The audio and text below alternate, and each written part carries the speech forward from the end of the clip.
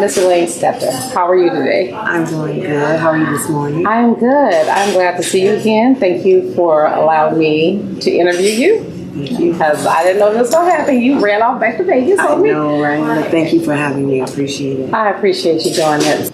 Lady Songbird. Songbird of Love. That would be me. That's you.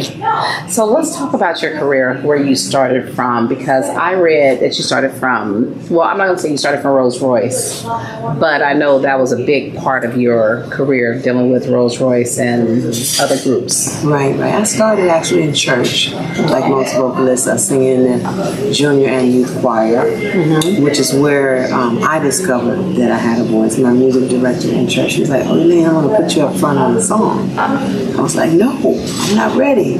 So anyway, we did that, and that kind of inspired me, and I realized that I really had something. So I began to sing in church, and then through grade school, all through elementary, junior high, and high school. I was in Glee Club, chorus. I was a soloist in my high school choir, Crenshaw High. Hey, Cougars, right? And then after that, I just started singing with bands around town, growing up in Los Angeles. And the opportunity came up for me to audition for Rolls Royce. So I was so nervous. Oh man, over camera you can see my knees shaking, really, right? So I auditioned for them, and it was real funny because I knew the song in and out. Actually, Gwen Dickey, who was with them at that time, who was their original vocalist, I studied her, and we had the same tone quality. Oh, no, of course, my voice is saxophone. We had the same tone quality, and when I auditioned for them, I was so nervous I forgot the words. But I wish on star. Whatever I was singing, right? But look, I hummed a lot of them. I remember saying the words I remembered, Right. And then hummed the rest. And got the job, and they had auditioned about 7 girls that day. So I got the job, and I spent about 3 years with them touring. Okay. Background vocals. And then I saw New Birth. Yes, New Birth. I love New Birth. New Birth. I was so happy to be on the road with them because I bought all their records as a kid, and being on the road with them was very inspiring to me, letting me know that dreams do come true. And Leslie and Melvin they were characters. They were so fun and very professional to be on the road with, and we had a wonderful time. All we did when we wasn't on stage, we just laughed and had a good time. So I want to bring you forward because I know you are, correct me if I'm wrong, 5 albums in of your own. 5 albums, and you just did a new release. Yes. And your new release. Talk about your new release. Wow, it's just a long story. I'm gonna simplify it. Actually, I came home. I was in China, and I came home, and one of my bass players introduced me to a phenomenal musician by the name of David Shaw. Okay. So he introduced us, so that we can, do music because he lived in Las Vegas. I was there visiting my godfather. And we connected and kind of had this real great connection. So we wrote the song, You and Me Baby, but I had to leave to go to China to finish my contract. So we did that. I came back, we finished it, we released it, and it's been doing really, really great. So this is the first single from what is going to be my 6th album. Okay, yeah. On the 6th. And it's a song for the grown and sexy. It's a stepper song because that's something that I love. I'm a skater for one. So right. Stepping and skating to me is kind of the same. Go together. Right. And plus it's moving around the world. Even they're starting to step in China. What? Well, yes, they're starting to do it over there. So okay, we're not surprised. So they do everything we do. Everything we do, right. So we did the record. It's doing really well. And like I said, it's the first single from the 6th album. Okay. And something for the grown and sexy, and I'm really, really proud of it. It's a dance record too. Yeah, I listened to it several times, and I was talking to my partner today, and I was like, "It's a stepper song," and it was good. And I said, "It's really good. It's a stepper song," and so I liked it.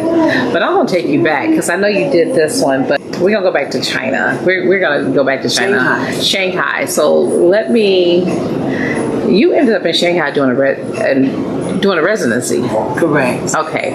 And you've done several residencies. Yes. Okay, but Since 2015. since 2015, has that been your best residency that you did, or? Yes. Waldorf Astoria was a top shelf, top of the line. You know, it's the highest level hotel in the world. Actually, you know, when royalty comes to America, that's what they say. Yes. It was really wonderful. They treated me. It was phenomenal. You know, so they paid for everything to just show up. You just show up. Yeah, all the amenities of the hotel and just the love and the appreciation that I received from the people. It's the warmest audience I've ever been with. I tend to believe that they love us a lot more than we love ourselves in this country a lot of times, because I think we're so accustomed to what we do that it's just, you know, and then when other people step up and they see what it is that is being done, they appreciate it so much more than we do in this country. Yeah, it's great. It moves me because I have to go that many miles away from home. Right. To really get some real love and respect without being judged. They don't judge. Right. You over there, if you love what you're doing and you project yourself with that love and that energy, they just suck it up, girl, like biscuits and gravy. They love it. They can't get enough. And, you know, okay, I was over here sitting down like we just talking in the neighborhood, in my living room. So many artists have gone overseas in the 60s, the late 50s, the 60s, 70s, and a lot of more R&B, they're black artists because of those reasons of getting their music put out in different spaces and, you know, actually getting accepted in those spaces. And so it's not unusual when you all leave this country to go someplace else and it's like everything is just perfect. When you go and you don't want to come back. Right, right. So as far as tonight's performance, what are you looking forward to? Wow, this is my first stop on what's left in my tour for this single. So I'm just looking forward to seeing all my friends because I lived here. Yeah. So I'm looking to seeing all my friends since I'm back home and really just, you know, having a good time, making everybody happy, want everybody to get into the record. And, you know, my visual exposure and everything. Just really happy to be home and doing something and being able to perform with my friends and everybody and having a good time. So I love being on stage. You love being on stage. I'm sure they're looking forward to tonight. And you guys chose Cactus Jacks. Why? Well, you know what? When I was with the other record label I was with, we did a few shows there. But now it has a new owner. Okay. And I went there to see my friend T-Rail, the comedian. So that was like my brother, yeah. I went to see him there. And I liked the vibe. They did some remodeling in the place. And the food was better. Everything about it was better. Okay. And I spoke to Anton, who's the owner, and told him, you know, I'd like to do something. And that I had been there before. And he just opened his arms up and said, come on, Elaine, let's do something. So I made this my first stop. I like it. Too. Yeah. So I know we talked about you doing a residency. This is your tour. This is your first stop on your tour. This is going to run all the way through January 7th or 5th. The tour? Yeah, your tour is going to run all the way to next year. Yeah, it's going to be running until next year, probably to early spring, and then we'll have the album done by then, and then we'll turn the page and start another chapter. So where's your next stop from here? I have a couple of shows in Los Angeles. Okay, where you're going to go home? Yes, it is. And so R&B is just not your stepping stones. You also do jazz. Yeah. You're a jazz singer as well. I gotta do my homework, girl. Look. You sure did. You ready. I'm ready for you today. You did jazz as well. You know, I love jazz. I used to listen to jazz with my dad as a child. And early on in my career, people would tell me, you're a jazz singer. I'm like, I'm not no jazz singer. Because I thought jazz wasn't happening. No, I just thought that was for old people. No, I listened to some of your records and you were actually a jazz singer. You're more of a jazz than an R&B singer. So when I recorded a song called What Am I to Do, which I'm going to perform live tonight, I realized when I recorded the song that everything I learned vocally, technically, came from just listening to jazz with my dad. I was being influenced then and didn't know it, but it all came out on that record, and that record I think was the greatest ballad that I've ever recorded in my whole career. Right. And I'm very proud to have jazz under my belt. Jazz is big. It's big. And in China, they savor in jazz over there. So I really got my repertoire really up while I was over there. I do everything, a little bit of everything over there, but the jazz It's something they really love, so I was able to get my repertoire full of a lot of classics. And you'd be amazed at how many of us love jazz. We love R&B, but we love jazz. But the majority of the R&B singers, they stop and think about it, a lot of them are jazz singers. They are. You listen to Shaka, listen to her phrasing, her intonations, how she moves. She's got that jazz thing happening also. So And I love her. you love her by the way. So you performed with Stephanie Mills. She's been on the shows with her, yes. You perform with so many other groups. Big names, Charlie Wilson, Gabin. He's a really good friend of mine. You shocked me. Coolio. Oh man. Coolio. He called me. I met him through another producer named Big Blue. Mm-hmm. And he called me, he said, Elaine, I hear you on this record. I'm like, really? So he called me, and it was a song called Little Walter. Okay. And we recorded it for Tommy Boy.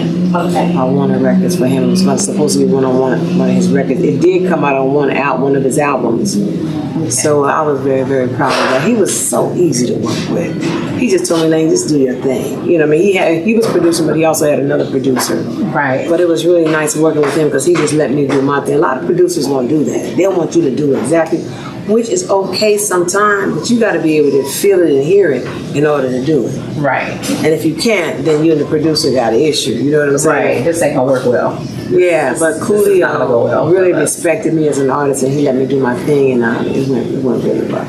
Favorite artist to work with? Favorite artist that I want to work with, or that I have worked with? Mm-hmm. Okay, I want to work with Toni Braxton. Okay. Because I love her. As a matter of fact, I've written songs with her in mind that I've recorded myself. Okay. So Toni Braxton is somebody I love to work with. I love to do some stuff with Ingrid. Yes. Joe, I wrote an answer to his song Love Scene. Did you really? Yes. Are you going? I'm going to record it. We're going to do it this year, yeah. Okay. I'm going to get a word to him, and I'd like to give it to him, and then maybe we can turn it into, but I did do an answer, and it's, I must say so myself, it's pretty nice. And Joe, to me, is like the modern day Marvin Gaye. We have London, okay, but Joe just has a thing about him that's so distinctive and different with his voice. And when he sings, honey, I feel like I'm the only female in the world he's singing to. Okay, he's singing directly with you. Singing to you. I think you feel like most women when Joe be singing. Right. He's singing to. That's right. Singing to me, it'd be like the Isley Brothers. Oh, he talking about me. That's it. Yeah, I would really love to do something with Joe. That would be cool. Yeah. That would be like bring up one of those concerts. Yeah. Joe, are you watching? Yeah. Okay. We got that. Wait, Joe watching? Is he watching us? Okay. You know this is digital. Right. Put that word out there. So hopefully we can like touch a little button and be like, show us, and we talk about this. So like put this all on Instagram. Joe, is you watching? So if you had to work with another group, because you work with the best groups ever, and I am a big New Birth fan. I was a Rose Royce fan, but present day groups, who would you prefer to work with? Present day groups. Let's see, who would that be? It's not too many. And there ain't that many groups left. I mean, grouping is not something we do these days, apparently. Who would I like to work with? I gotta think about that. It's not too many out there. Not a lot of them. Full orchestra or band? You want to hear it? I've worked with a few pieces, but I would love to do something with full orchestra. What's the saxophone player's name? Marcus Darius? Yes. I'd love to do something with him. I'd love to do something with Brian Culbertson. Oh, have you heard his recent stuff? Yeah, it's good. I love Kenny G too. Yeah. I'd like to be a guest vocalist with him. Well, you're a jazz singer. Hey, that's possible. Yeah. Come on now, with the speaker. Speak it up. Yeah, and I'm gonna do. A lot of people haven't really heard me doing the jazz, but I'm gonna do one of my recordings tonight to give everybody an idea of what that vibe is from me. So thank you though for coming to Arizona. Coming home, because this is your second home. Okay, so this might be your third home, because I think you have put China as your home, and California might be, California's my first home. China's my second home. Arizona will be my third, and Vegas will be my fourth. So I got 4 homes. And are you loving Vegas weather? I love Vegas. I love the weather. It's different for me. It's kind of similar to Shanghai. Yeah. Shanghai is like Las Vegas and New York, but overseas. It never changes, it never closes. There's always somewhere to go, something to do. And then if you go to Macau, which is like a couple hour flight out of Shanghai, they have Caesar's Palace and GM, they have gambling. They have everything that we have here. And I think it's getting to be like that, connecting all over the world. Yes. So there's no place you can't go that you can't see something that you see at home already. People are expanding, and which is a good thing. But the idea that you expanded and took a chance to go to Shanghai, everybody was telling me that was big. Why were they saying don't do it? Just because I was going by myself. I was like, look, give me your address. I'm going to send y'all a postcard. I'm out. No, not give me your address. I'll send you a postcard. And it was the greatest move I learned. You know what I mean? When you want to do something, you got to stay. You can't be doubtful, because if you're doubtful about it, you've already created a reason why it's not going to work. Right. You got to step out on faith and believe it and claim it, and then let it manifest. And that's what I did. Best moment in life, what was it? The best moment in life, I've had a lot of best moments. But I would say the producer that I just met, David Shaw, who's more than just a producer to me, that was a highlight moment.